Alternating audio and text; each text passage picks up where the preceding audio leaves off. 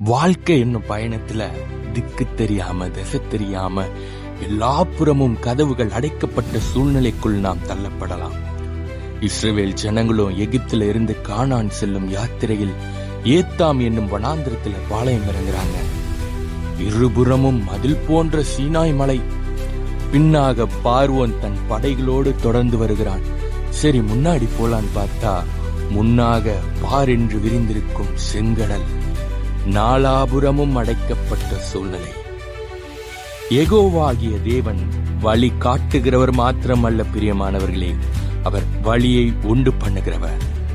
இதுவரை இந்த உலகம் கண்டிராத, இதுவரை இந்த உலகம் கேள்விப்பட்டிராத, ஒரு மனிதனாலும் கற்பனை கூட செய்ய முடியாத ஒரு அற்புதத்தை தேவன் நிகழ்த்துகிறார்.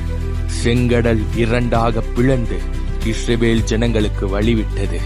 பிரியமானவர்களே, உங்கள் அடைக்கப்பட்ட சூழ்நிலையிலும் தேவன் இப்படிப்பட்ட அற்புதத்தை செய்ய அவர் சர்வ வல்லமையுள்ள தேவனாயிருக்கிறார்.